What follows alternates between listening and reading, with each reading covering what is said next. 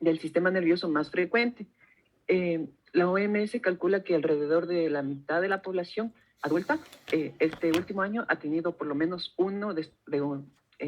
al menos un dolor de cabeza, o también cefalea o dolor de cabeza. Bueno, este dolor de cabeza suele ser recurrente, tal vez se asocia a problemas personales, a estrés, ansiedad, depresión. Incluso a mí cuando he estado con fiebre me ha dolido la cabeza, así que todos la hemos sufrido y es bastante común. Pero la cefalea, como pueden ver en la imagen de ahí, incluye a todos los dolores y molestias localizadas en la cabeza, pero en la cabeza no solo tenemos la bóveda craneana, sino los ojos, la boca, la cavidad oral, la nariz. Entonces, no, para fines prácticos, una cefalea va a ser todo lo que solo lo que abarca la bóveda craneana, porque un dolor de dientes no es una cefalea. Bueno, aparte de ser una causa muy común, otro tipo de dolores, la lumbalgia, el dolor de espalda, que también saben acudir mucho por eso, la intensidad. Puedes hacerle clic. Ya, entonces aquí, bueno, podemos ver en el gráfico que hay varios tipos de dolores de cabeza. Estos son muy característicos, es necesario que aprendan a identificarlos para que no progrese. Bueno, es necesario porque lo ven en atención primaria, es necesario que les identifiquen porque son características especiales de cada una de ellas. Como podemos ver, hay 2, 4, 6, 8, 7 diferentes. ¿Y cómo investigan esto? Básicamente lo hacen en la consulta por el interrogatorio. Pueden encontrar al examen físico con estudios de imagen, pero la mayor parte de la información lo van a encontrar en el interrogatorio. Aquí hay que determinar lo que es la calidad, la gravedad, la localización, la duración y la evolución. Siempre preguntar cuándo empezó el dolor o si ya lleva tiempo, porque algunas personas dicen, sí, ya me va a pasar el dolor de cabeza. Puedes hacerle otro clic, por favor. Ya, entonces, algunas de las interpretaciones que pueden llegar a decirles es que siento que me aprieta la cabeza, siento que algo me está comprimiendo, siento a veces que me explota la cabeza, o puede ser pulsátil. Aquí recalcar que hay, como ya les dije, hay varios tipos. El que más preocupa es la migraña porque tiene una calidad discapacitante, porque esta tiende a durar 24 horas, incluso hasta, me parece que 3 días está descrito. Estaba acompañado de náuseas, vómito, fotofobia, fonofobia, es decir, sensibilidad a luces, sensibilidad a sonidos, que pueden desencadenar a estos dolores de cabeza. También hay la cefalea en rebote, la en racimos. Todas estas ya se van a hablar más a detalle. Mis compañeros lo van a hablar. Igual decirles que hay factores predisponentes y factores agravantes. Siempre preguntar si el dolor, la duración del dolor y si este pasa porque aquí es importante recalcar que hay personas que no le toman importancia y que dicen ya me pasará, solo ya. También el alcohol, un chuchaqui puede causar dolor de cabeza. El ejercicio intenso, sí me ha pasado, puede provocar dolor de cabeza. Como podemos ver, ya se los van a explicar distintas. Yo les voy a hablar un poco de cefalea tensional, pero se los voy a explicar un poco más adelante. Puedes hacerle clic para ver si tengo otra. Bueno, para hablar del dolor, vamos a mencionar las estructuras craneales que son sensibles al dolor. Entonces tenemos que la piel, el tejido subcutáneo, los músculos, las arterias extracanales y el craneal son sensibles al dolor. También las arterias cerebrales anterior y media, el segmento intracraneal de la arteria carótida interna y las arterias meningia media y temporal superficial, los nervios, los pares craneales como es el nervio óptico, el oculomotor, el trigémino, el glosofaringeo, el vago y los primeros 3 nervios cervicales. ¿Por qué es importante saber eso? Porque como sabemos del dolor por la cefalea, hay muchas veces referidas en diferentes zonas de la cabeza. Entonces, por ejemplo, tenemos un dolor que surge de la distensión o de la dilatación de la arteria meningia. Y cómo se va a proyectar o cómo se va a referir, por así decir, el paciente. Va a decir que presenta un dolor en la parte dorsal del ojo y la región temporal. Por ejemplo, si hay una distensión o una dilatación en las arterias cerebrales medias o la anterior, en cambio, se va a percibir en el ojo y en la región orbitemporal. Por ejemplo, si hablamos de los nervios o los pares craneales del noveno y el décimo, estos en cambio van a transferir estos impulsos o se van a proyectar en la superficie inferior del tentorio y desde la fosa posterior. Pásale a la siguiente, por favor. Entonces, como vemos, tenemos una zona, la supratentorial y la infratentorial. Con respecto a la supratentorial, ese dolor va a estar referido a los 2/3 anterior de la cabeza. Entonces, es importante saber que esta va a estar inervado de una forma sensitiva por la primera y la segunda división del nervio trigémino. En cambio, la infratentorial va a recibir una inervación de las raíces cervicales superiores. ¿Y estas cómo se van a referir? Esas, en cambio, se van a referir como un dolor en la bóveda craneana o en el dorso de la cabeza y hasta el cuello. ¿Por qué es importante mencionar el nervio trigémino? Es muy importante porque, como vemos más adelante en la patogenia, la vía por el cual se va a dar la conducción de los estímulos sensitivos hacia el sistema nervioso central es principalmente el nervio trigémino.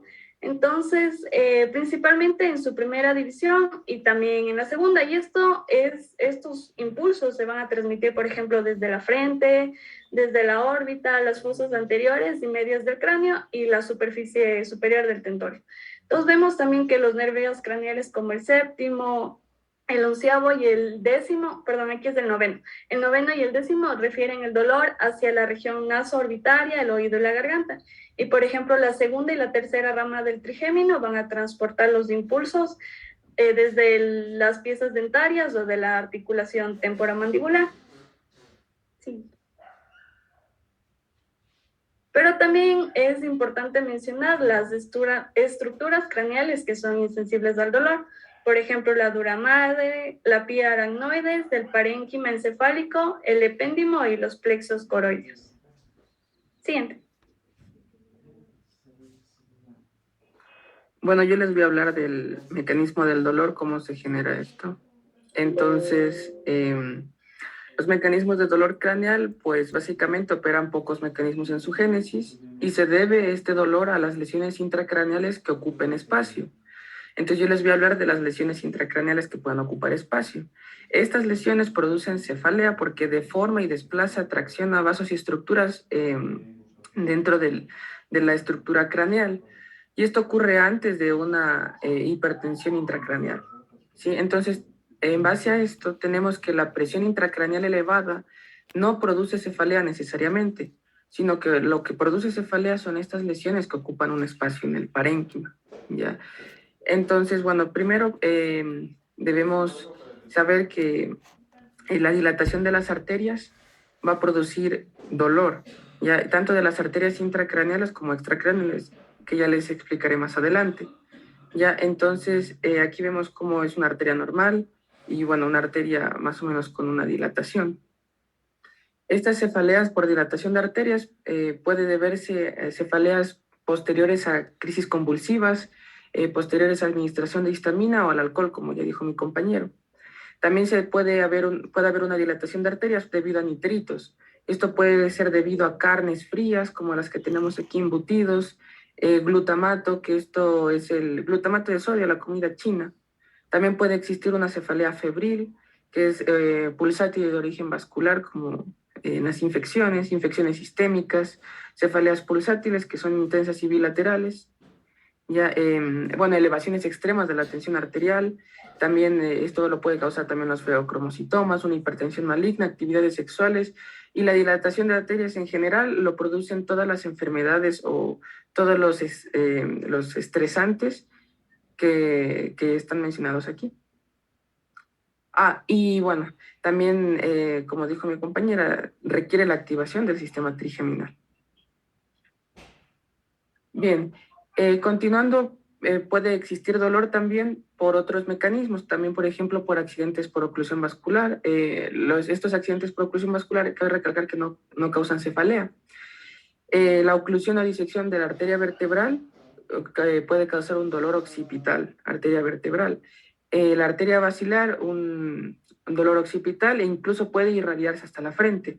Y la disección de la carótida puede dar una cefalea en la parte del ojo y cejas ipsilaterales y también irradiarse hacia la frente. Otro de los mecanismos puede ser por infección de los senos paranasales. En este caso se va a dar sobre todo sobre los senos paranasales, sobre el maxilar o el frontal. Y bueno, y su característica es una hipersensibilidad de la piel y del cráneo adyacentes. Bueno, el dolor aquí se le atribuye al llenado de los senos. Por lo tanto, cuando la persona esté de pie, va a presentar un alivio, ya que estos senos se van a vaciar. Ya, entonces esto es como un punto clínico importante. Luego tenemos también la cefalea de origen ocular. Ya, entonces esta es una cefalea que está localizada en las órbitas, en la frente y en regiones anteriores temporales. Y bueno, normalmente se debe a la hipermetropía y astigmatismo y no tanto por la miopía.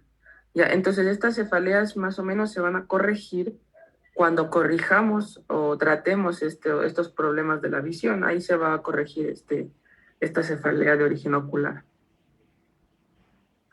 Bueno, también tenemos cefaleas que acompañan enfermedades de ligamentos y articulaciones. Esto se refiere a la parte cervical, la parte superior de la columna, donde tenemos estos ligamentos, articulaciones, que van a irradiar el dolor hacia la nuca, occipital también, ipsilateral.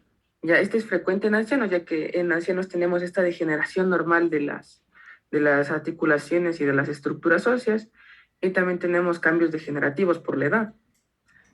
También tenemos otros mecanismos debido a la cefalea por irritación meningia, ya esta es debido a infección o hemorragia, y sus características son que es de intenso agudo, normalmente es grave y generalizada. Bueno, y esta tiene un signo clínico importante que es la rigidez de cuello. Cuando nosotros flexionamos hacia adelante hay una rigidez. Ya, bueno, esto también por hemorragia, como ya les dije, de irritación meningia, puede ser una hemorragia subaracnoidea, como vemos aquí en la imagen. Ya, bueno, y el dolor aquí es muy intenso, es paroxístico, eso quiere decir que es de un inicio abrupto, existe vómitos y rigidez de cuello. Ya. Bueno, y por último tenemos la cefalea de esfuerzo. Ya, suelen ser benignas y pueden asociarse a otras causas, incluso también puede asociarse con el ejercicio. Bueno, y aquí en esta imagen tenemos también que existe una cefalea por extraer el líquido cefalorraquídeo. Entonces estas cefaleas se van a presentar después de una punción lumbar. Bueno, y aquí les he puesto un gráfico para entender un poco mejor cómo, como ya les dije, que las cefaleas se pueden dar en arterias intracraneales y extracraneales. Entonces tenemos, como dijo mi compañera, en la comunicante anterior, en la cerebral media y en la carótida interna que está por dentro de la porción intracraneal. Y entonces aquí en este gráfico podemos ubicarnos mejor las medias, las anteriores, la carótida interna, las vertebrales, bueno, la subclavia, bueno, todas las estructuras que están involucradas en este tipo de cefalea. Bien, ahora yo les voy a explicar acerca de las principales variedades de la cefalea. Tenemos, primero hay que saber identificar que tenemos dos tipos de síndromes, un síndrome primario y un síndrome secundario. El síndrome primario significa que es propiamente la cefalea. En cambio, los síndromes secundarios significa que existe la cefalea a causa de una etiología subyacente. Dentro de los síndromes primarios tenemos tenemos a la migraña, la cefalea tensional, la cefalea en brotes, o también denominada en racimos, las variantes del trigémino simpáticas o de la migraña o del dolor en brotes. En los síndromes secundarios que pueden provocar la cefalea son el glaucoma, la sinusitis purulenta, la hemorragia subaracnoidea, la meningitis bacteriana o vírica, la cefalea subaguda o más crónica del tumor cerebral.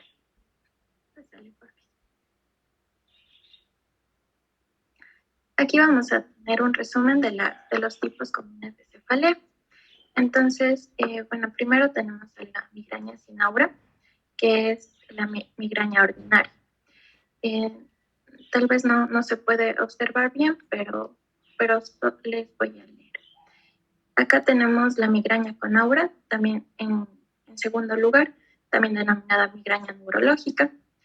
En la tercera está la migraña en racimos, que también se denomina cefalea histamínica, neuralgia migrañosa.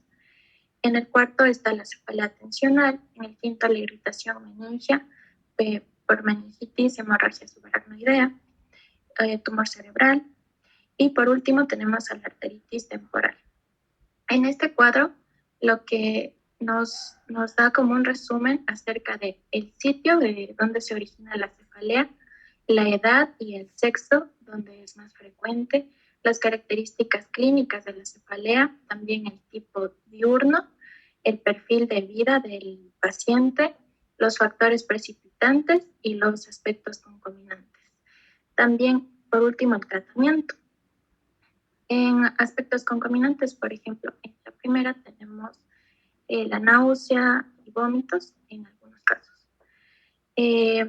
Por ejemplo, en la cefalea tensional, que está en cuarto lugar, tenemos como factores concomitantes a la fatiga y tensión nerviosa. Bien, este es un cuadro resumen de los tipos comunes de cefalea, los tipos más principales, porque existen más tipos. Pásale, por favor. Bien, aquí tenemos algunas localizaciones de la cefalea y bueno, es más que todo para correlacionar con el cuadro anterior. Y aquí está, por ejemplo, en la cefalea en cúmulos o en racimos, que está el tercer gráfico, y aquí nos menciona que la cefalea es hemicraneal. También podemos observar que en la cefalea causada por glaucoma, tenemos aquí que el dolor se localiza en la parte frontal y también en la orbitaria. Aquí tenemos otros tipos como problemas de los senos paranasales, que se localiza el dolor justamente donde se localizan los senos paranasales, por el tumor cerebral, por infección cerebral, por un absceso, también por la inflamación de las meninges, que abarca casi la cefalea generalizada, por tensión muscular, que es el primero, que es causada, que está justamente localizada por detrás del cuello y en la cabeza, en la región occipital, y la migraña, que también puede ser tanto hemicraneana y periorbitaria. Pásale, por favor. Entonces, ahora vamos a ver primero la migraña. La migraña es un trastorno familiar frecuente, es decir, que si una persona tiene migraña, es muy probable que su familia también tenga cuadros de migraña, algún familiar. Es periódico, es unilateral y también pulsátil. Inicia en infancia, en la adolescencia o al principio de la vida adulta y recurre con el tiempo. Bien, vamos a tener dos tipos de migraña, una migraña con aura y una migraña sin aura. La migraña con aura también se denomina como migraña típica o neurológica, y la migraña sin aura se denomina como migraña común. La más frecuente es la migraña sin aura, ya que la relación de la migraña con aura y la migraña sin aura es de 1 y 5. Para los dos tipos de migraña, tenemos que los pacientes presentan cambios vagos en el estado de ánimo y apetito, y también presentan una sensibilidad a la luz, al ruido, y también tiende a intensificarse cuando se mueve la cabeza. Bien, Entonces, ahora la migraña con aura. Para diferenciar un poco, esta migraña es un trastorno de la función nerviosa, claramente, es más visual, es una cefalea hemicraneal o cerca de un tercio es bilateral, o sea, cerca de un tercio de los casos va a ser bilateral. Puede producir náuseas seguidas de vómitos y su frecuencia familiar va a ser mayor. En cambio, la migraña sin aura va a ser de aparición imprevista, la cefalea va a ser hemicraneal o infrecuente de manera generalizada. Puede presentarse o no puede presentarse la náusea y los vómitos, y la frecuencia familiar va a ser menor. La mayoría, más del 80% de los casos, inicia antes de los 30 años, la migraña en general.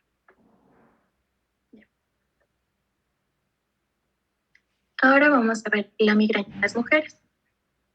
Primero, la migraña en las mujeres puede aparecer en un periodo premenstrual, es decir, antes del periodo, o en un 15% de los casos de ellas es exclusivamente perimenstrual, es decir, antes y durante de la menstruación. La migraña de tipo menstrual va a depender de la supresión del estradiol.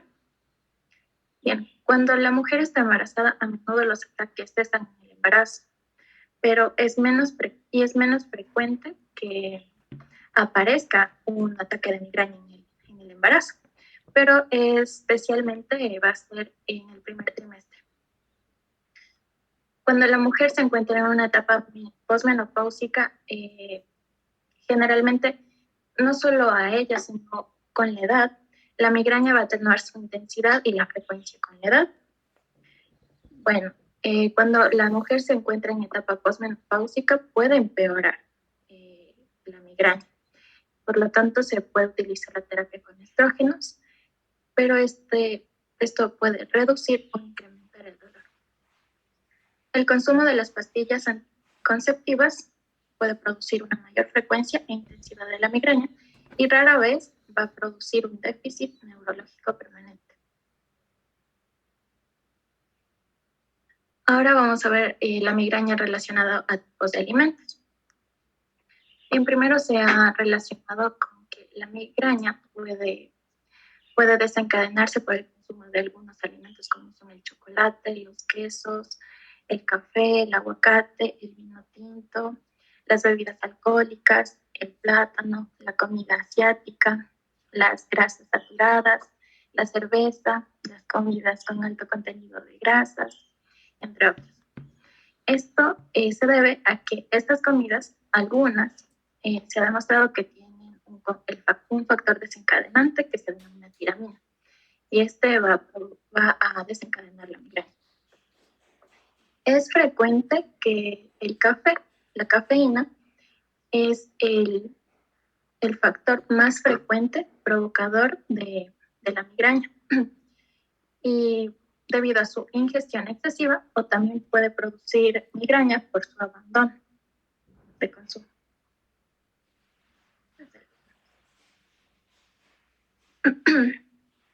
Bien, entonces ahora la migraña generalmente puede producirse al inicio cuando se despierta, pocos minutos después de despertarse, y posteriormente las personas van a presentar cambios en el estado de ánimo, como por ejemplo hambre, anorexia, somnolencia, bostezos frecuentes. Las personas posteriormente van a presentar fotopsia, que son destellos en forma de luz blanca o plateada y rara vez multicromática, que sí se puede observar en la imagen. Esto se denomina fotopsia. Y esto va a desencadenar una alucinación que se denomina espasmo centellante. Pues es el alargamiento de una mancha negra que tiene unas líneas brillantes. Entonces las personas pueden tener esto. Y otras alucinaciones luminosas también pueden presentar los pacientes, que van a provocar una escotoma bilateral y homónimo. y este va a estar originado en corteza visual.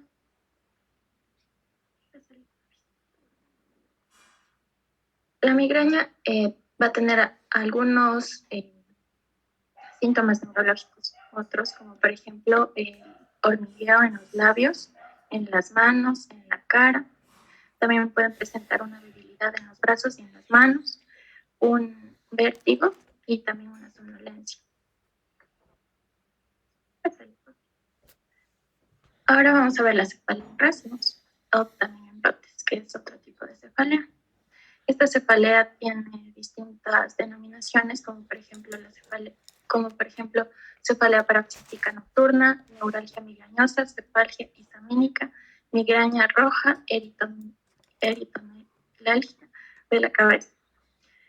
Bien, esta es más frecuente en los varones adultos jóvenes. La relación de hombre y mujer va a ser de 5 a 1, por lo tanto es más frecuente en los hombres. La localización va a ser más orbitaria, de manera unilateral y constante, y recurre por las noches, de 1 a 2 horas después de haber iniciado el sueño. La duración de esta migraña puede ser de 6 hasta 6 o 12 semanas.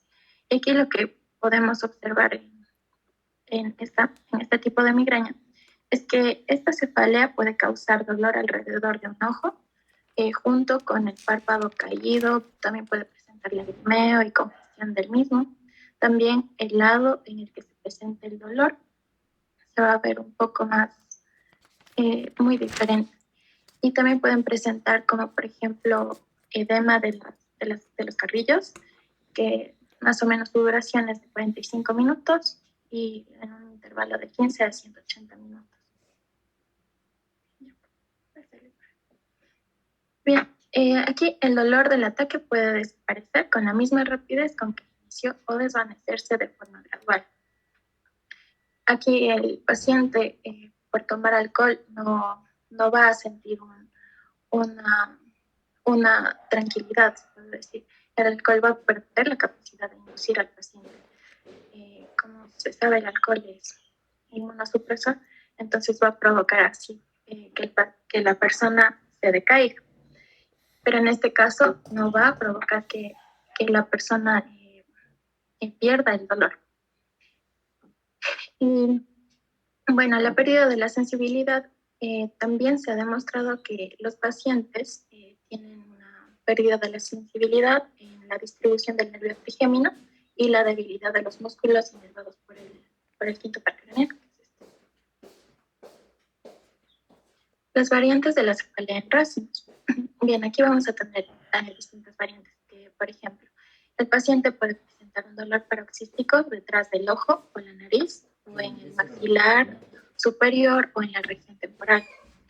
Esto puede ser acompañado de una sensación de oclusión de la fosa nasal y ipsilateral o fotofobia.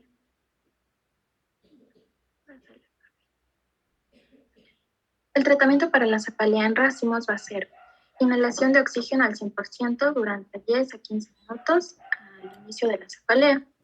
También tenemos al verapamilo con una dosis inicial de 80 miligramos 4 veces al día. Ergotamina con una dosis anticipatoria a la hora de acostarse, 2 miligramos ingeridos.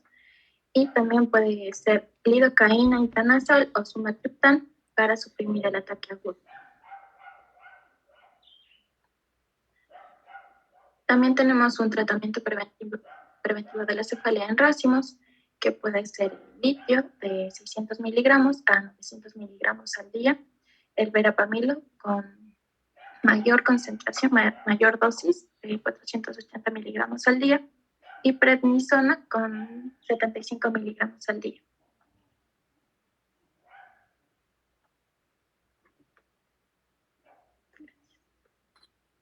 Bueno, con respecto a las variantes de la migraña, te encontramos la migraña basilar, a la migraña oftalmopléjica y retiniana, a la secundaria o traumatismo craneal y a la migraña en niños pequeños.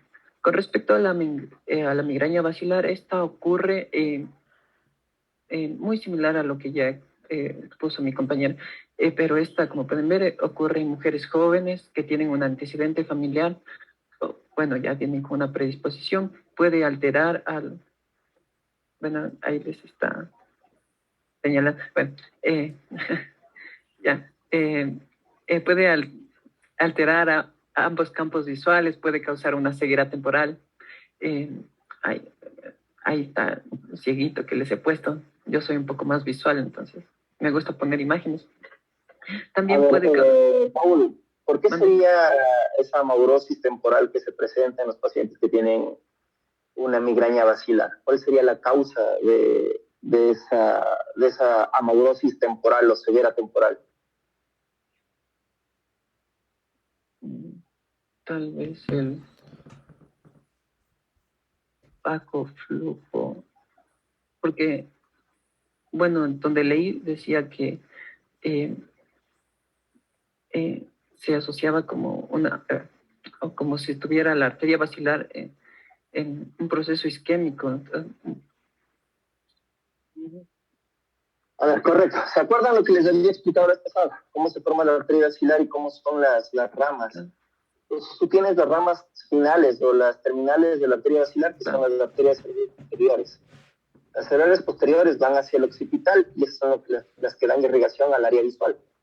Entonces, lo que tú dices es cierto, o sea, se comporta como una oclusión de la arteria basilar y obviamente la baja de flujo te va a dar una amaurosis o una ceguera temporal. Cuando se recobre el flujo, eso va a pasar la sintomatología, ¿cierto? Es por lógica. ¿Listo?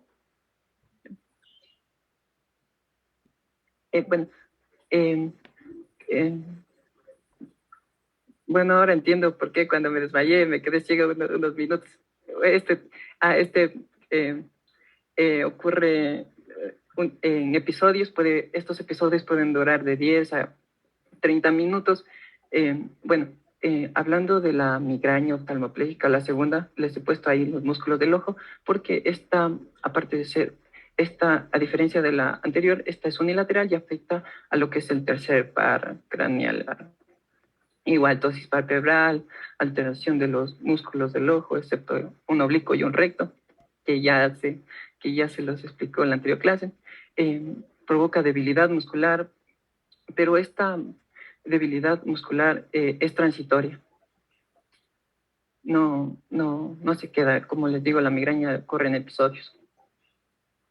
Y también puede existir alteraciones del fondo de ojo.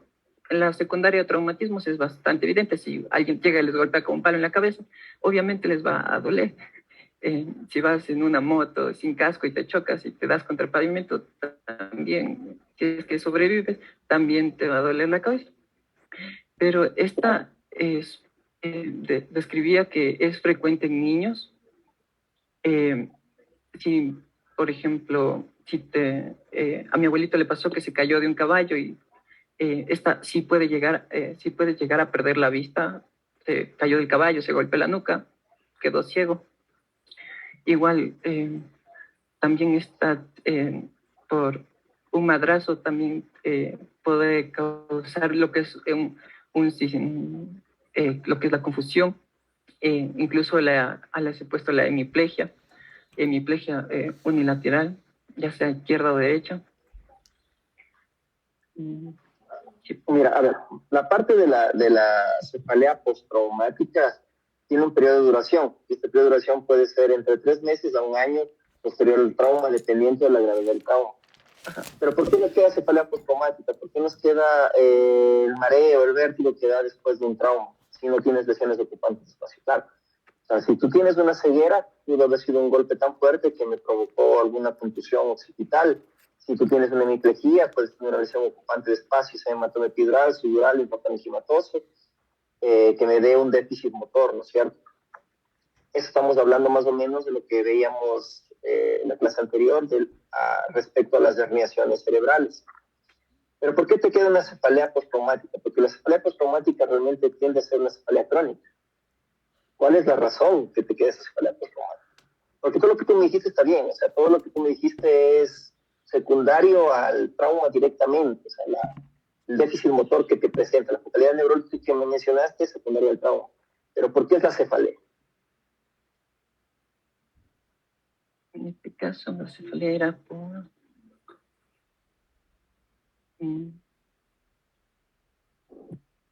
tal vez por me parece que era un daño orgánico.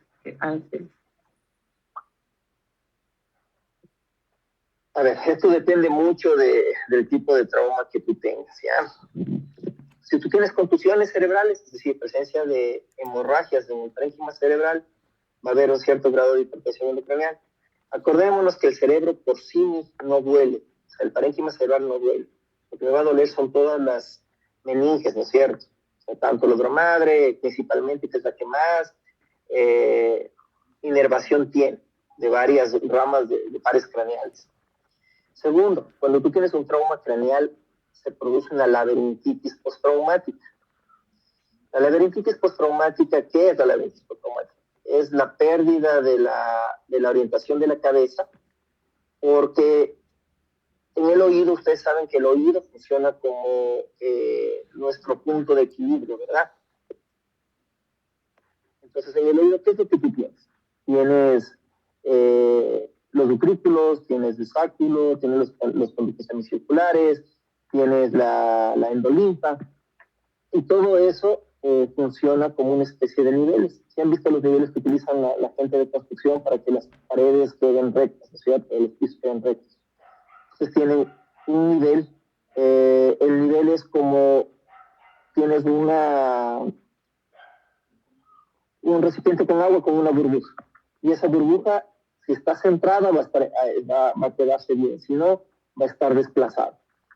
Entonces estos niveles ustedes lo tienen, horizontales, verticales y oblicuos. ¿Listo? Y aparte de eso, en la endolinfa ustedes tienen los huesos pequeños, los pequeños huesecitos, que nos funcionan como pesas. A nivel del oído llega séptimo, del octavo, nos llegan referencias del sexto, del tercero. Pues todo eso está ahí, porque si tú mueves la cabeza, los músculos y los nervios en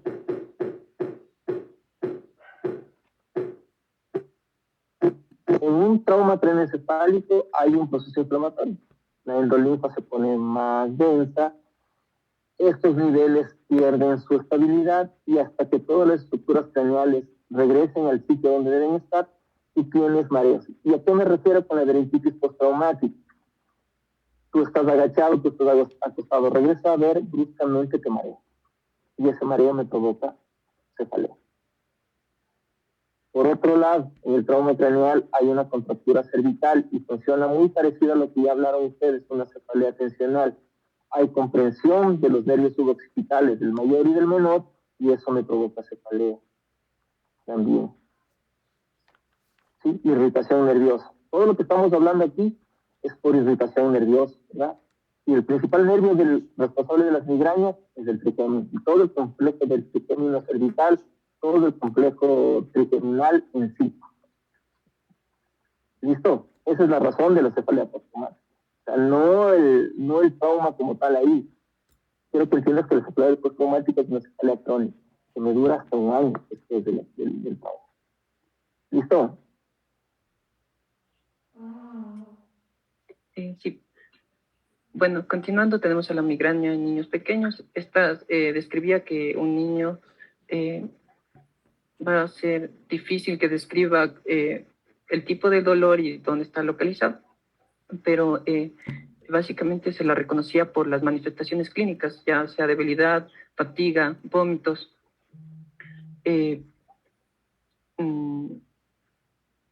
vértigo, un tambaleo, un cambio en el estado de ánimo. Puedes aplastarle. Las otras eran el estatus migrañoso, que su origen era idiopático. Les he puesto, tenía episodios bastante recurrentes, era continuo, en el mes, en 3, 4 veces. Incluso se puede presentar diario. Esta ocurría en las horas de la mañana, o tal vez puede tener un pródromo, es decir, síntomas que sirvan de antesala, que les va que avise al paciente que le va a doler la cabeza. Si tú le preguntas a una persona, la persona te va a decir, sí, antes del dolor de cabeza me suelo marear un poco. Esta también tenía que ver con las lesiones craneoencefálicas o las infecciones víricas. Con respecto a la migraña hemipléjica familiar, como su nombre lo dice, hemipléjica es que causa hemiplegia, es unilateral, solo de un lado. Es familiar porque tiene un factor hereditario, ocurriría en niños y lactantes y era básicamente por una mutación habían 3 mutaciones, la más común era la mutación del canal iónico de calcio tipo PQ.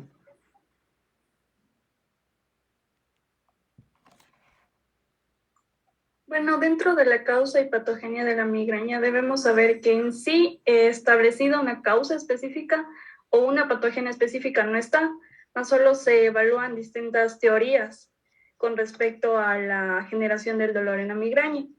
Entonces debemos saber que dentro de estas teorías está la trigémino vascular, pero es importante saber que esta migraña va a ser efecto de distintas o una serie de eventos que se desencadenan por esta respuesta del nervio trigémino, pero que van a estar sobre una predisposición genética. Entonces, el paciente con migraña va a presentar esta predisposición genética, por ejemplo, alteraciones del cromosoma que están relacionados con la acción de los canales de calcio de alto voltaje. Entonces, si hay una disfunción en estos canales, por ejemplo, puede haber una entrada de calcio en la neurona y una liberación excesiva de glutamato. O, por ejemplo, otro tipo de alteraciones en genes que codifican algunas subunidades para las bombas de sodio, potasio, ATPasa. Entonces, en estas, por ejemplo, una ausencia de su función va a provocar una elevación de concentración de potasio principalmente y por lo tanto van a generar una hiperpolarización de la célula. O, por ejemplo, otro tipo de alteración que está relacionado a los canales de sodio, de voltaje de sodio dependientes. Entonces, estos, en cambio, lo que van a hacer es inhibir la acción de neuronas inhibitorias y, por lo tanto, van a aumentar la acción de neuronas excitatorias. Al final, lo que va a provocar es un aumento de concentraciones tanto de glutamato, así como potasio en la hendidura sináptica. Entonces, respecto a esta teoría trigémino vascular, principalmente empieza con un desencadenante, y este se le ha relacionado principalmente a la isquemia focal transitoria. Esto lo que va a provocar es una alteración de los vasos cerebrales con una disparación de esta onda de despolarización neuronal. Esta está relacionado también a la depresión neuronal que va a causar y lo que le relacionan es que esta puede ser la causante de lo que es la sintomatología, los signos neurológicos que presenta el paciente. Entonces, una vez que se da esta onda de lenta propagación de despolarización neuronal, se va a dar a través de distintas estructuras como la corteza, el cerebelo, los ganglios basales, el hipocampo y el tálamo. Esta también va a tener un inicio, como vemos, en la región occipital y se va a propagar a la región anterior cortical. Dentro de esta propagación también intervienen distintas liberaciones de neurotransmisores, tanto a nivel neuronal y endotelial, debido a este daño vascular que está presente. Entonces, ¿qué es lo que van a generar estos neurotransmisores en sí? Van a estimular estas terminales periféricas del nervio trigémino. Al estimular estas terminales periféricas van a provocar la liberación de distintas sustancias, como tenemos aquí al péptido relacionado con el gen de la calcitonina y al polipéptido intestinal vasoactivo.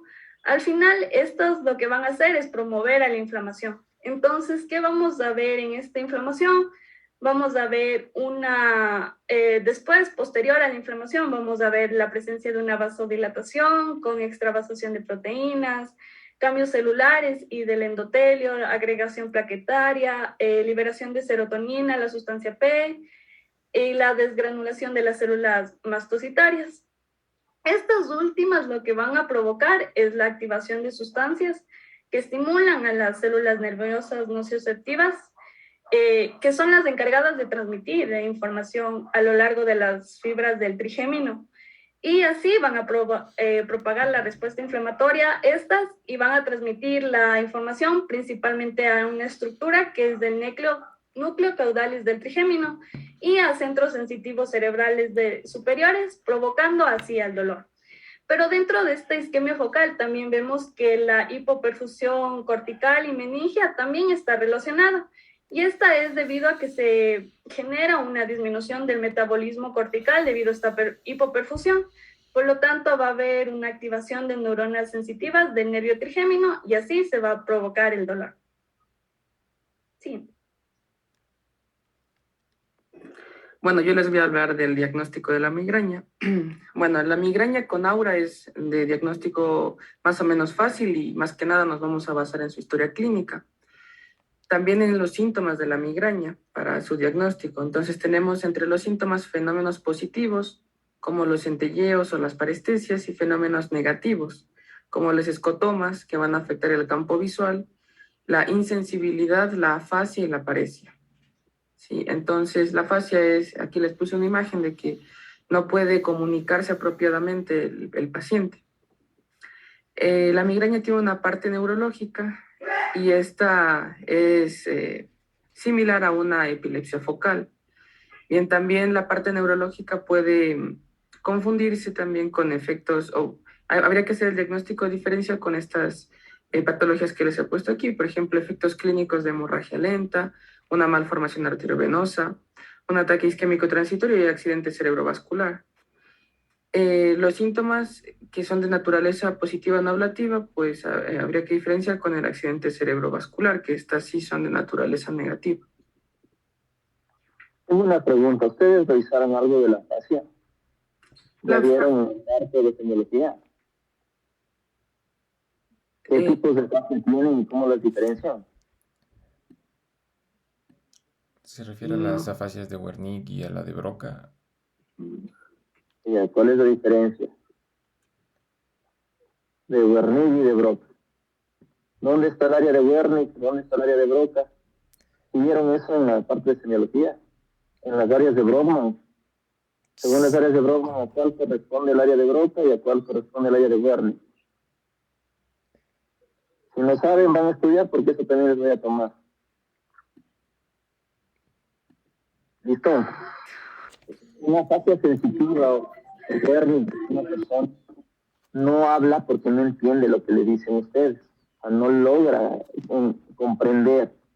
¿Listo? Y la afasia de Broca es una afasia motora. El área de Broca está en el área motora netamente y el paciente no puede hablar porque no tiene el estímulo para que se muevan los músculos ni todas las estructuras que participan en la fonación. Esa es la diferencia, ¿ya? Y es importante porque en este caso ustedes dicen, bueno, es una afasia motora o una afasia de Broca, y ustedes van a decir que el posible territorio afectado, en este caso por una crisis migrañosa, va a estar a nivel frontal, ¿no es cierto? Y si es una afasia sensitiva, es decir, el paciente no les entiende, se va a decir que la lesión aparentemente afectado, el territorio vascular afectado, en este caso, el territorio migrañoso, puede ser temporoparietal. ¿Ok? Entonces... Disculpe, doctor, no se le escucha muy bien. No sé si sea sus audífonos. Pensé que era mi compu, pero se le escucha borroso. O sea, no se escucha con mucha calidad su audio. Okay. Ya, ¿me escuchan mejor? Ahí sí. Listo, entonces lo que les decía es que hay diferencia entre las afasias, ¿no es cierto? Tienen una afasia motora y una sensitiva. Y cada una está en un territorio específico. Y dentro de estas son las dos afasias grandes que tienen. Acuérdense que el área, la parte del habla es un área bastante grande y compleja, ¿no es cierto? Entonces tienes fibras de conexión entre los núcleos, tienes otros núcleos secundarios que participan en el habla. Entonces la afasia motora, obviamente ustedes dicen, bueno, el paciente no puede hablar, les entiende lo que le dicen, pero no puede hablar. Podemos asumir que el territorio afectado es frontal. Si el paciente no entiende, no habla porque no les entiende, el territorio afectado va a ser el territorio temporoparietal. ¿Listo? Entonces es importante esta parte. O sea, yo sé que no tiene nada que ver con esta parte de la de la migraña, pero es importante porque asumo que eso sí vieron en la parte de semiología. O sea, sí vieron un poco de anatomía funcional para que entiendan la parte semiológica. Es importante esa parte, ¿ya? Entonces, bueno, sigamos. Bueno, continuando con el tratamiento de la migraña, tenemos que el inicio del tratamiento, normalmente, si es primera vez o primeros episodios, pueden ser durante el pródromo del ataque o en el ataque.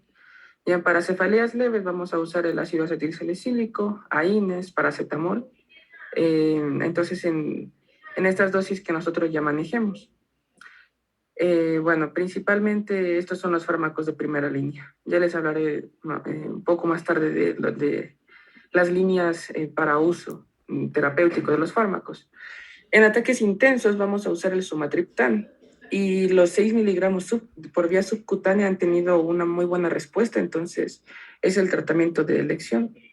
También tenemos otros triptanos, a diferencia del sumatriptán, que ya veremos más adelante, agonistas serotoninérgicos, ergotamina y la dihidroergotamina. El sumatriptán también cuenta con su administración por vía oral de 50 a 100 miligramos y también hay presentaciones en aerosol intranasal que tiene una absorción un poco más rápida. La migraña, para su tratamiento, vamos a enfocarnos principalmente en su control y prevención. ¿Ya? Entonces, bueno, continuando con los fármacos que podemos utilizar, también está la ergotamina, como ya les dije. Este es un agonista alfa-adrenérgico y está en desuso. ¿Ya? Normalmente cuando se usa la ergotamina se lo combina con 50 miligramos de promestacina o 20 miligramos de metoclopramida. Y esto para relajar al paciente y para aliviar la náusea y vómito que esta ergotamina inevitablemente nos va a causar. Bien, en los ancianos también cabe destacar que hay que evaluar esta medicación con electrocardiograma y medición de tensión arterial por cualquier elevación o cualquier anomalía que puedan presentar debido a los deterioros por su edad. Bueno, aquí tenemos en esta tabla, les he puesto los medicamentos de migraña, ya de primera, segunda, tercera línea. Bien, entonces en la parte de primera línea tenemos al ibuprofeno, al ácido acetilsalicílico, al naproxeno y al paracetamol. Ya, de segunda línea tenemos a los triptanos como el somatriptán, el 100 miligramos rizatriptán, almotriptán, bueno, todos los triptanos que hay aquí. Ya, y bueno, y aquí tenemos lo que ya les dije, que es subcutáneo 6 miligramos, ya en pacientes que han vomitado antes del ataque. Tiene muy buena respuesta. Bueno, y aquí están los sprays nasales, y, bueno, lo que ya les dije. Y los antieméticos para evitar el vómito como la domperidona y la metoclopramida para la náusea. Como medicamentos de tercera línea tenemos al naproxeno combinado con un triptano. Y en cuarta línea, bueno, tenemos combinar diferentes analgésicos como la codeína si es que es necesario. Bueno, y aquí tenemos los medicamentos profilácticos. Y entre los medicamentos profilácticos tenemos los antagonistas, los antagonistas beta-adrenérgicos. ¿Ya? Y aquí tenemos el propanolol, el metoprolol, nadolol, incluso algunos antidepresivos como la amitriptilina y la nortriptilina. Estos van a ser nuestra primera línea para la profilaxis de la migraña. Ya les voy a explicar por qué se usan estos y no se usan los otros. ¿Ya? Bueno, y aquí en segunda línea y otros, pues tenemos muchos más de los mismos. Segunda línea tenemos topiramato, candesartán y gabapentina. Bueno, y todos los medicamentos que vemos aquí, ¿no? Bien, entonces ahora les voy a explicar cómo funciona más o menos este tratamiento. Bien, bueno, para recordar, nosotros tenemos dos fases en la migraña. Ya, entonces, la primera está mediada por una vasoconstricción, ¿ya? Y la segunda está mediada por una vasodilatación, que es la que provoca el dolor. Entonces, como la primera es una vasoconstricción, vamos a usar para la profilaxis aquellos medicamentos que nos hagan una vasodilatación. Y es por eso que usábamos el propanolol, la gabapentina, el atenolol, ¿ya? Entonces, es por eso que vamos a usar esos para la profilaxis. Bien, entonces como la segunda fase de la migraña está más que nada dominada por una vasodilatación, vamos a usar en ataques activos de la migraña aquellos fármacos que nos alivien tanto el dolor como la vasodilatación. Entonces, para contrarrestar esta vasodilatación vamos a usar vasoconstrictores, ¿ya? Y por eso vamos a usar ergotamínicos y los triptanos. ¿Ya? Y recordemos que estos ergotamínicos y triptanos tienen una acción serotoninérgica. ¿Ya? Entonces, estos van a tener una vasoconstricción. Por lo tanto, como ya les comentó mi compañera, la migraña, cuando se genera, va a haber un desbalance en el complejo trigémino vascular. Ya, este complejo trigémino vascular con la migraña va a liberar los péptidos que van a favorecer en los vasos duales y piales, van a favorecer su vasodilatación e inflamación. ¿Ya? Entonces aquí está generado ya la migraña. Nosotros vamos a administrar ergotamínicos y triptanos para una vasoconstricción, ¿ya? Entonces, con la vasodilatación e inflamación en la patogenia, bueno, las fibras nociceptivas del nervio trigeminal van a dar migraña. Bien, entonces esta vasoconstricción, al igual, los triptanos y ergotamínicos tienen una función de inhibir la liberación de péptidos, ya porque las fibras nociceptivas y el complejo trigeminal van a liberar los péptidos, como ya les dije. Entonces estos van a inhibir incluso la liberación de estos péptidos y van a inhibir las neuronas trigeminales, van a inhibir su activación.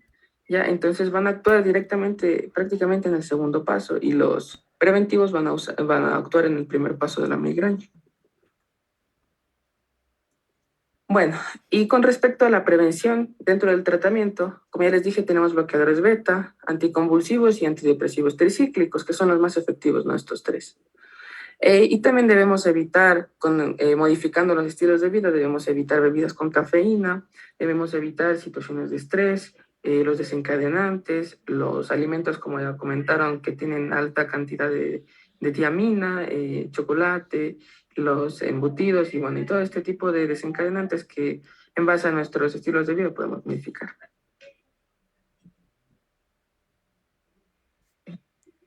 Bueno, con respecto a la cefalea tensional, como ya les iba diciendo, esto es como, no sé si pueden ver la primera imagen. Yo estoy señalando, bueno, puedo señalarlo.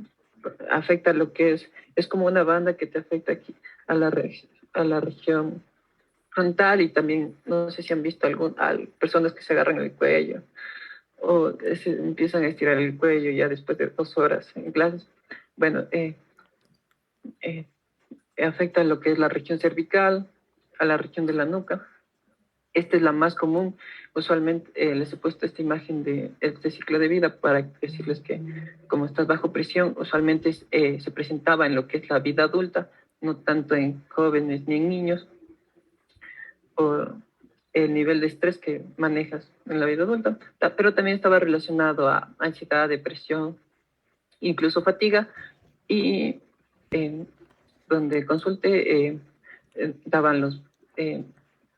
hicieron un estudio donde los beneficios de la amitriptilina, tanto en personas que no tenían como sí tenían cefalea tensional, era bastante bueno el resultado. Igual, como es de venta libre, no es muy caro. Lo único que deben tener cuidado es que las personas, como ya pueden ir a comprar nomás, no sé si pueden ver, se pueden estar tomando. Igual las recomendaciones es que del fármaco, que les puede causar visión borrosa, mareo, sequedad en la boca, que todo eso ya vimos en terapéutica. Igual siempre puede estar relacionado a un desencadenante, que en este caso sería el más común, el estrés. Es un poco interesante verlo en periodos de exámenes, pero eso era en presencial, no tanto en virtual. Okay. ¿Por qué hay dolor retroocular o dolor supraorbitario en los casos de la cefalea tensional? O sea, me estás explicando y está muy bien, ¿no? Y porque mira, si tú ves la banda donde está el dolor, tienes dolor a nivel de oído, dolor a nivel de mandíbula, tienes un dolor a nivel de la región supraorbitaria o puede haber dolor retrocular. Incluso puedes tener una hipersensibilidad de toda la piel del cuero cabelludo. ¿Por qué se produce eso? Tal vez por tensión de los músculos. Tensión de los músculos. ¿No? Yo ya les dije. Sí, es lo que justo dijo antes, pero ¿Pero qué dije? ¿Qué dije pero antes? se lo escuchaba entrecortado, entonces no sé. Bueno, Era que me avisen ahí, pues, porque Kevin me dijo que no escuchó y yo dije, pero si tú me decías, no entendí, no escucho, obviamente corregía eso, ¿no? Sí, hay tensión muscular, hay contractura de los músculos cervicales, hay todo. ¿Qué nerviecito sale por ahí?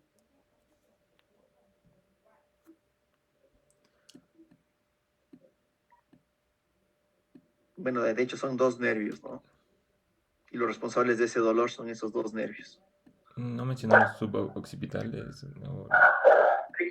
Suboccipitales, el nervio suboccipitales. De hecho, esos son los responsables de la cefalea tensional.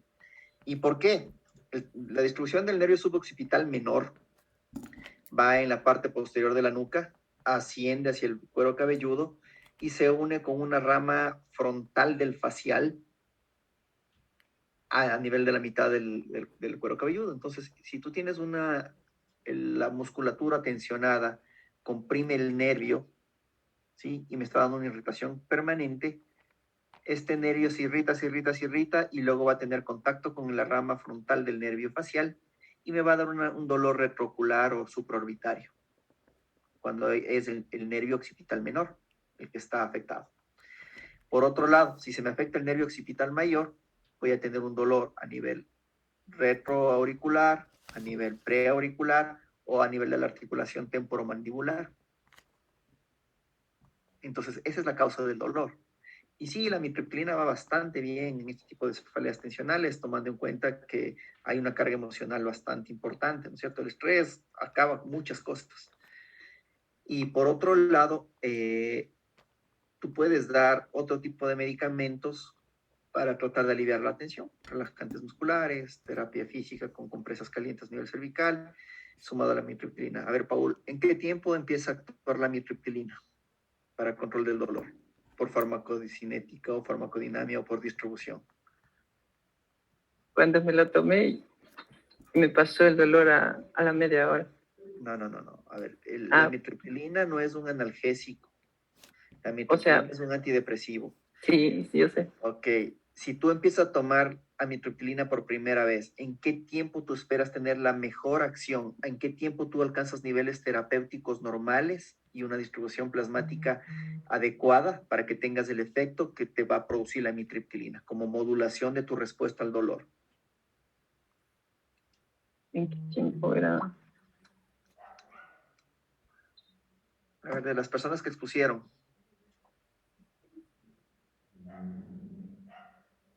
Igual, es muy parecido al tiempo que actúa la carbamazepina, el topiramato, el ácido valproico. Los beta bloqueantes actúan más rápido.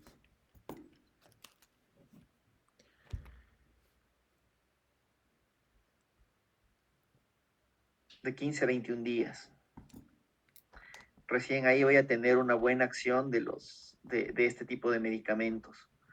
Entonces, lo que ustedes pueden hacer es asociar a medicamentos de control agudo del dolor, como son los AINES, ¿no es cierto? Entonces, ustedes pueden dar AINES mientras dan amitriptilina. Y eso obviamente, ustedes no van a manejar mucho este tipo de cosas, pero se le explica al paciente, como en el caso de Paul, que pensaba que la amitriptilina le hizo efecto a la media hora, que realmente el control del dolor se puede dar a los 15 minutos. Entiendan que la amitriptilina no es un analgésico como tal. O sea, yo me tomo y no me va a actuar directamente quitándome el dolor, sino la amitriptilina por el mecanismo de acción va a modular la respuesta. ¿Sí? Acordémonos, ¿y por qué la amitriptilina actúa? ¿Por qué los anticonvulsivantes actúan? La respuesta a la depresión y al dolor se encuentran cerquita, casi en las mismas áreas. Entonces, si yo doy un antidepresivo, modulo la reacción, sobre todo la respuesta a la serotonina, y disminuyo el dolor. ¿Ya? Entonces, digo esto para que, o sea, no se confundan. Si existe una confusión de la amitriptilina en comparación al control del dolor, o sea, no es que me tomo la amitriptilina y me pasa el dolor ese rato. Entonces, me tomo la amitriptilina, estoy modulando la respuesta al dolor, y a pesar de que me esté tomando la amitriptilina, yo puedo tener brotes de dolor. ¿Qué utilizo ahí? Puedo utilizar el sumatriptán, puedo utilizar los AINES, puedo utilizar el ácido acetilsalicílico. Todo lo que ya nos dijeron está bien. ¿Ya? Entonces, no se confundan. ¿Ok? Sigamos, amigo. Disculpe, doctor, Doctor. ¿por qué se le suele combinar con cafeína a los AINES o a los... Por el efecto de la cafeína o de la codeína que tienes. O sea, tú tienes los AINES que te actúan sobre una vía, tienes la cafeína o la codeína que te actúan sobre otra vía. Entonces tienes una potencialización del efecto analgésico. ¿Ya? Esa es la razón. Entonces, mira, ¿qué es lo que se prefiere aquí? De hecho, sí, o sea, los AINES son muy buenos. Se prefieren los AINES si tú empiezas con cuadro leve de cefalea o de migraña, tú puedes utilizar AINES. ¿Y cuál es el que se utiliza más frecuentemente? Es el ketorolaco. El ibuprofeno y el paracetamol van bastante bien, pero el ketorolaco va mucho mejor. Y sobre todo, ¿por qué? Porque tienes una presentación sublingual del ketorolaco. Y si tienes una presentación sublingual, el mecanismo de acción es más rápido. Porque si tú tomas la medicación, hasta que se dé el metabolismo y todo, son por lo menos 30 minutos. Y en 30 minutos tú puedes desarrollar una cefalea mucho más intensa. Si tienes un medicamento subcutáneo, a los 5 minutos, perdón, sublingual, tú tienes un mecanismo de acción a los 5 minutos. ¿Qué es lo que ocasiona, qué es lo que ganas con un analgésico antiinflamatorio? Cortar el proceso inflamatorio que ya nos dieron dentro de la fisiopatología, ¿no es cierto? Es lo que intentas. Si utilizas sumatriptán cuando la medicación ya ha avanzado, cuando ya está en fase ya agravada, lo que te va a hacer el sumatriptán es controlarte la parte de los receptores de 5-TH, ¿no es cierto? Perdón, 5-HT. Entonces, esa es la diferencia. ¿Listo? Si tú utilizas amitriptilina, que es un antidepresivo tricíclico, lo que van a hacer es modular la respuesta con neurotransmisores cerebrales.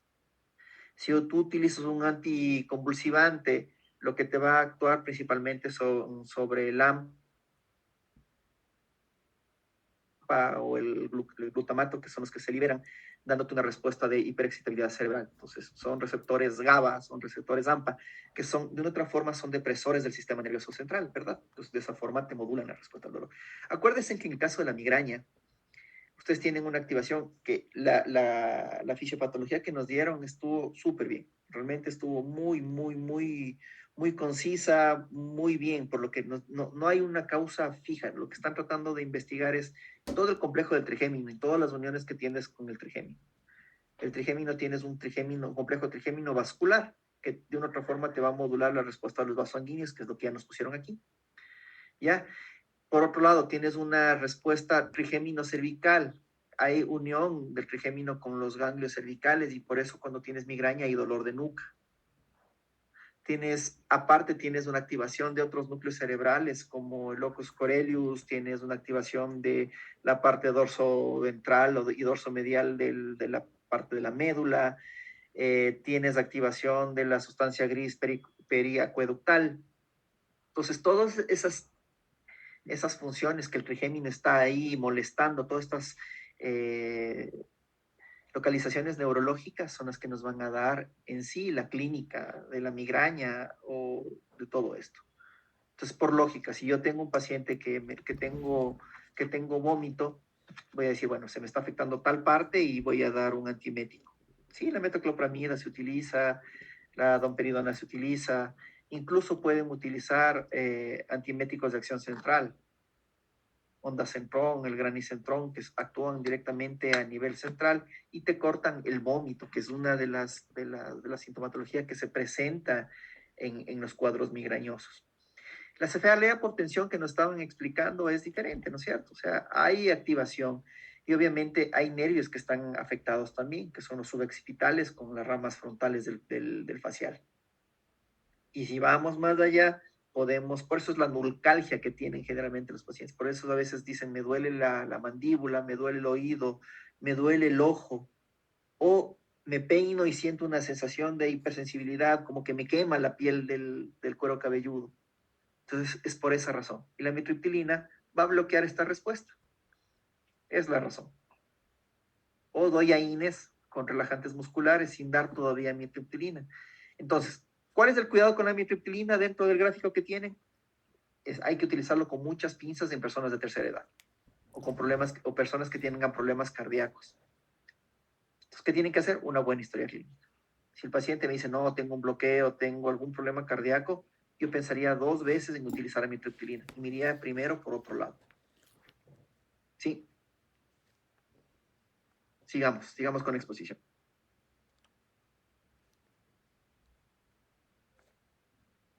Bueno, dentro del tratamiento de la cefalea tensional, como ya se mencionó, va a haber tanto un tratamiento farmacológico y también se debería tener en cuenta un tratamiento no farmacológico. Dentro de este, el más importante sería evitar el factor desencadenante o los agravantes conocidos, como ya mencionaron, el estrés, la ansiedad, y también se podría emplear un masaje, meditación, las técnicas de relajación y también la realización de ejercicio físico moderado. Bueno, dentro de las farmacológicas debemos saber que se establece uno para un tratamiento agudo y otro para un tratamiento preventivo. Dentro del tratamiento preventivo es donde se utiliza la amitriptilina y también se ha visto el uso del valproato sódico. Como ya mencionó el doctor, el tiempo de acción de la amitriptilina al ser 15 a 21 días, se establece pautas de 3 a 6 meses de duración de tratamiento. Bueno, con respecto al tratamiento agudo, los más usados son los analgésicos, dentro de esos del acetaminofén, el paracetamol, como vemos, y los AINES como el ácido acetilsalicílico, el ibuprofeno y el naproxeno. Siguiente.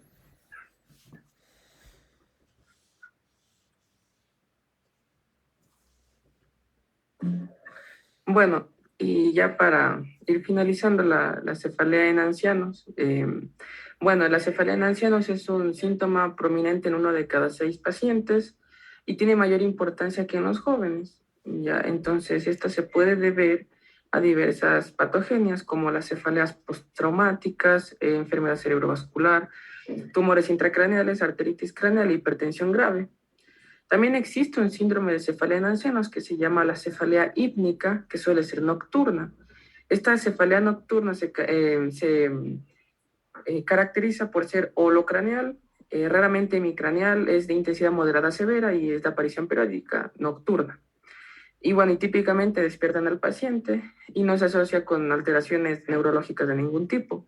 Este síndrome de cefalea en ancianos se va a tratar con 300 miligramos de carbonato de litio y 75 miligramos de indometacina a las horas de dormir.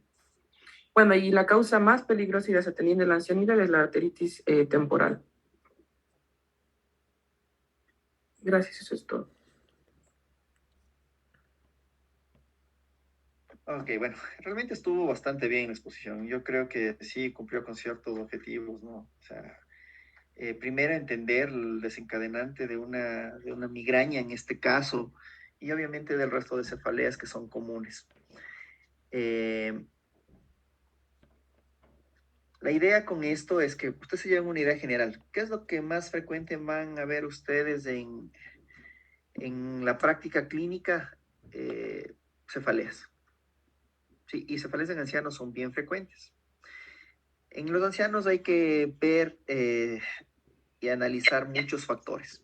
Y dentro de esos factores es, primero, la depresión, si hay depresión o no hay depresión, la alimentación que están comiendo, y tercero, si están o no están conciliando el sueño, si pueden tener un periodo de descanso bueno. Recordarnos que ya se va perdiendo esta parte de la regulación del sueño en las personas de edad, y de hecho de las principales causas de cefalea en ellos es esto, o sea, la privación de sueño. Pueden venir con depresión, pueden venir incluso con cuadros o ideas psicóticas con cefalea. Y eso es, bueno, hay que analizar muy bien. Y lo que más van a ver ustedes son cefaleas tensionales. Ya lo dijo Paul, cuando tienen que exponer, por si ya tenía su amitriptilina al lado, cuando tienen exámenes, son factores que van a desencadenar estos cuadros de cefalea. Y obviamente ustedes si se ponen a estudiar no van a dormir, y si no duermen va a doler la cabeza, y si y les duele la cabeza ya no se pueden concentrar, y les termina yendo mal. Sí, entonces hay que tratar de ver el tipo de cefalea. Hay gente que ya tiene migrañas de larga data, y la migraña puede presentarse en edades tempranas, ¿no? Pueden presentarse en niños, como ya dijeron, o pueden presentarse en la adolescencia, pueden desencadenarse con la adolescencia. Hay cefaleas que son dependientes de hormonas, como en este caso, crisis migrañosa que se encadenan en cefalea, y en las mujeres puede haber cefaleas relacionadas con el periodo menstrual. Que eso sí me dijo Leonardo que no lo iban a topar, y me parece bien porque iba a estar muy cargado el tema, pero tienen que saber qué hay. Entonces, ¿cómo van a hacer? Igual, mismo tratamiento, misma prevención, sabiendo si una persona, una mujer, cuando se acerca el periodo menstrual puede tener cefalea, pueden ustedes ir controlando esas partes con AINES o con otros medicamentos de prevención. El sumatriptan es una medicación muy buena, ¿sí? Aquí la consiguen principalmente en spray inhalado. Entonces, el spray que ustedes van a tener, pueden tener en pacientes que tengan, sobre todo en personas, en adolescentes y en adultos jóvenes, es de gran utilidad el sumatriptan. Sí. Y por otro lado, un medicamento que no lo toparon, pero que es muy bueno para el control de migrañas, que lo utilizo yo, es el topiramato. Últimamente se está diciendo que el topiramato es un medicamento muy bueno, y de hecho manejas dosis más bajas que como anticonvulsivante para prevención de migrañas. Y va bien, va bastante bien. Entonces, no sé si algo que no quedó claro, algo que se quedaron con dudas para tratar de aclarar en este momento. Doc, eso no lo entendí bien. O sea, en la migraña necesariamente se debe de presentar lo que nos dijeron de la afasia, la disartria. Okay. Listo, mira, a ver, la migraña tienes un cuadro muy grande de presentación, ya es un cuadro muy, muy, muy amplio. Así como nos mencionaron, hay migrañas que tienen aura, otras que no tienen aura. Hay migrañas que se produce una vasoconstricción importante y tienes déficits motores, otras no. Otras pueden cursarte con una cefalea muy intensa, con dolor, con nucalgia, con dolor retrocular. Puedes tener náusea, puedes tener vómito y nada más. Entonces depende mucho de la historia clínica que tú hagas, o sea, depende mucho de cómo el paciente o la persona tenga la presentación de sus migrañas. ¿Listo? Entonces, hay pacientes que por mecanismo vascular o mecanismo de estimulación del tronco encefálico van a tener alteraciones del habla, como disartria, dislalias, van a tener estos problemas, pero no siempre van a estar presentes. Sí, pueden presentarse, sí. Igual que la náusea y vómito, no todos tienen náusea y vómito. Yo estoy seguro que de todos los que estamos aquí, la mayoría hemos o sufrimos de migraña. O sea, tenemos algún grado de migraña. Por ejemplo, yo la tenía. Y hay que entender que a veces las migrañas, si se presentan en edades de adolescencia, pasados los 25, 30 años, los episodios van disminuyendo y transformamos las migrañas por cefaleas tensionales, por la carga emocional que tenemos, y somos más propensos a eso. Sí. Entonces, no siempre va a presentarse con lo que tú me preguntaste, Luis. Ya, otra cosita que no le entendiera, ¿por qué en una migraña crónica no se hablaba de que se podría infiltrar toxina botulínica? A ver, la toxina botulínica lo que hace es un relajante muscular principalmente, ¿no? El efecto es relajación muscular y relajación de ciertas fibras. Entonces, si hablas de una migraña o una cefalea crónica secundaria a cualquiera de estas causas, la toxina botulínica puede ir bien. A ver, vamos a ver. La toxina botulínica la puedes inyectar en la emergencia de B1, donde sale B1, la primera rama del trigémino, que es a nivel supraorbitario. Puedes inyectarle a nivel de la emergencia de los nervios suboccipitales. y eso te va a generar realmente una relajación muscular, una relajación de todo de ese territorio, y puede ayudarnos a mejorar la migraña. Generalmente en cefaleas postraumáticas, en cefaleas tensionales va bastante bien en la toxina botulínica.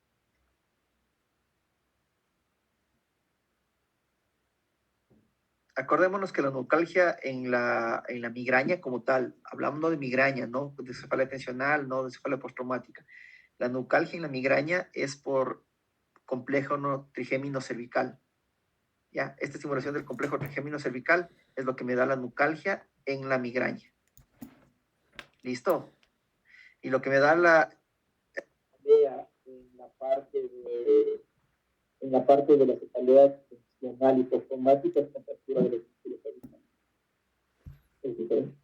Disculpen, no se lo escuchó lo último. ¿Sí? No se le escucha alejado o... Déjenme ver. ¿Ahí me escuchan? ¿No? No mucho. No sé, le escuchamos hasta nulcalgia, que era el complejo trigémino cervical. Parece que se me cambió alguna configuración. Entonces, en la migraña, la cefalea, perdón, en la migraña la nucalgia por esta activación del complejo trigémino cervical. ¿Quiénes mencionaron los complejos de trigémino que tienen afectados en el caso? Tienen bastante bien hecho. Pero en la cefalea postraumática y en la cefalea tensional, la nucalgia es por contractura de los músculos cervicales, diferente a la presentación de la migraña. Es una vía diferente de presencia del dolor.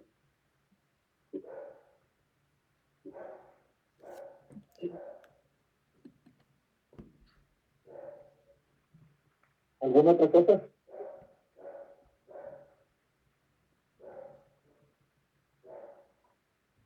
Doctor, hay algo que me confundió. O sea, tomando en cuenta que existen cefaleas primarias, ¿no? Las que vimos, por ejemplo, la migraña, la tensional, y las secundarias que son generalmente por traumatismos. O sea, ¿cómo puede existir una migraña por traumatismo?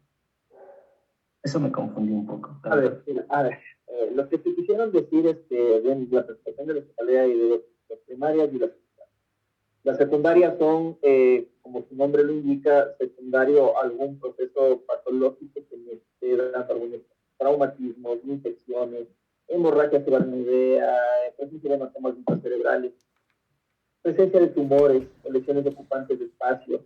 Esto me puede desencadenar una cefalea o crónica o una sintomatología parecida a la migraña. ¿Listo? No sé si puedes regresar a la diapositiva que pusieron para que se entienda esa parte. Esta es la que mencionó Santiago.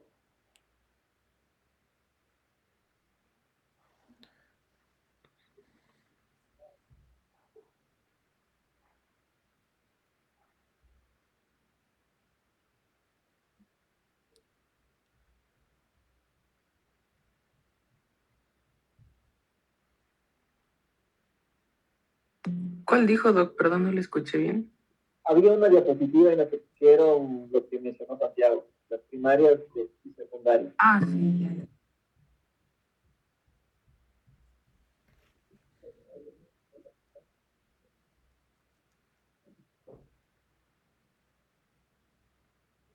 Está más arriba. Está más adelante, me parece. Está al principio. Así, al inicio. Era relacionado a las variantes de las migrañas, lo que explicó Paul, creo.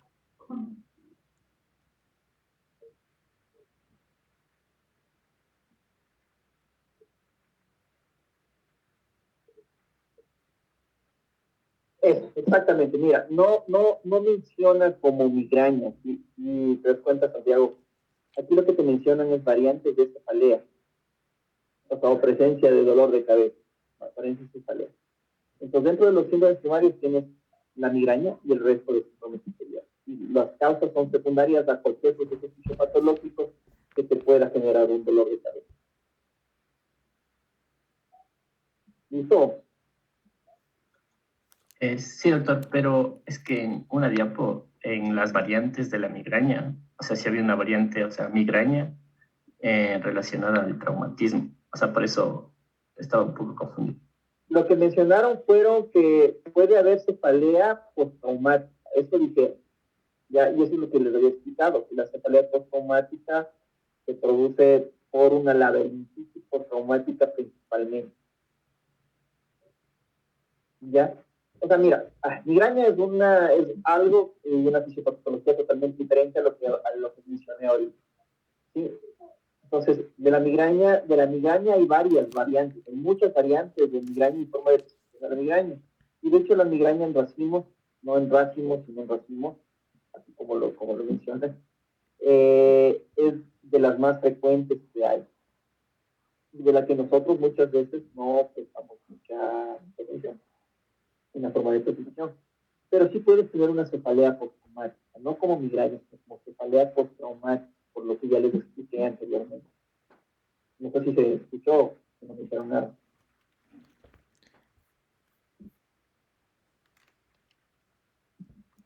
Sí, o sea, no lo tomes como migraña postraumática, tómalo como cefalea postraumática. Listo, Santiago. Ya, doctor, listo. Gracias. ¿Algo más?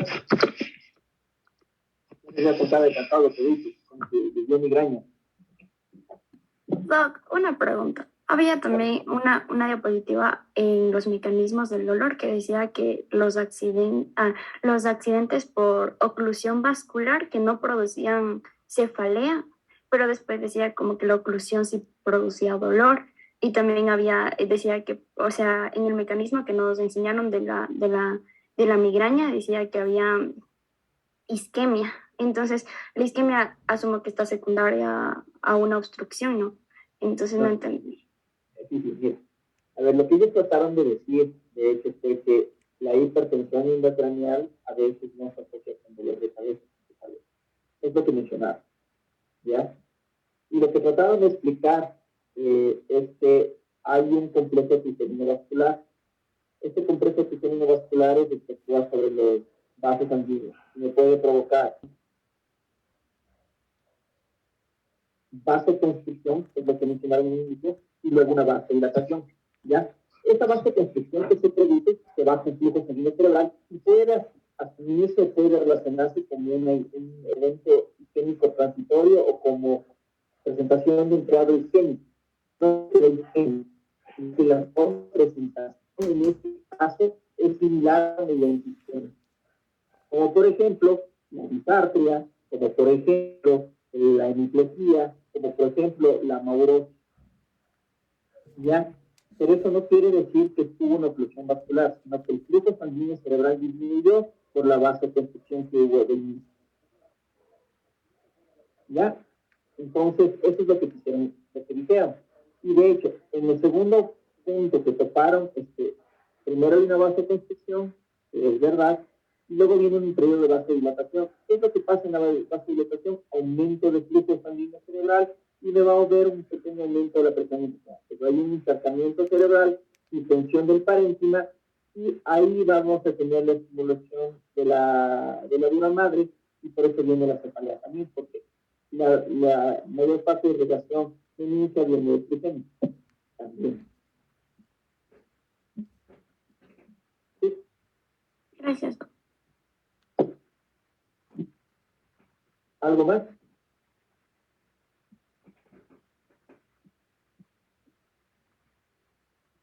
No. Listo. A ver, ¿qué horarios tienen la siguiente semana? ¿Y en qué horarios podemos tener clases? Bueno, o se ponen de acuerdo y Kevin me avisa.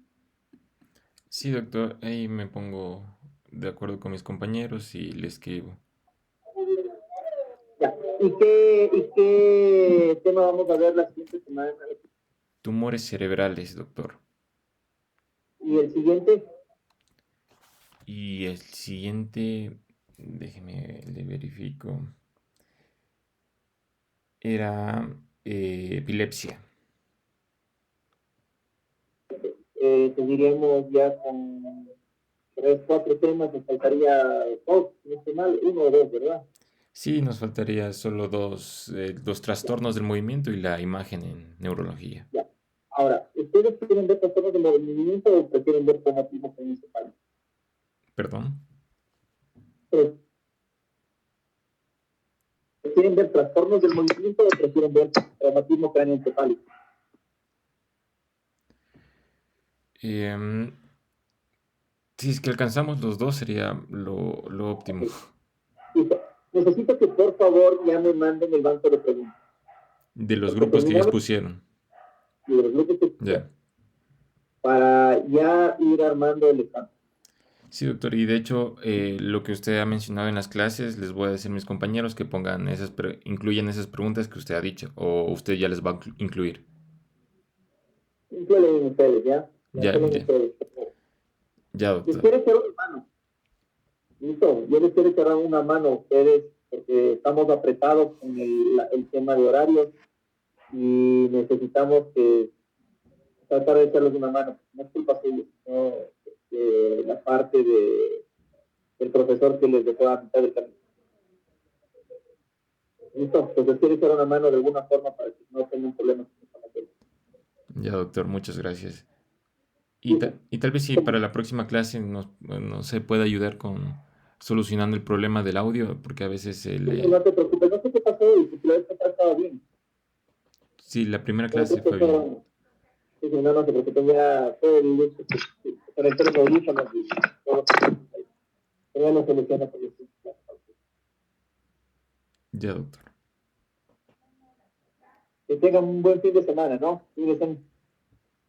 Igualmente. Gracias, Gracias. Gracias, doctor. gracias, doctor. Gracias, doctora.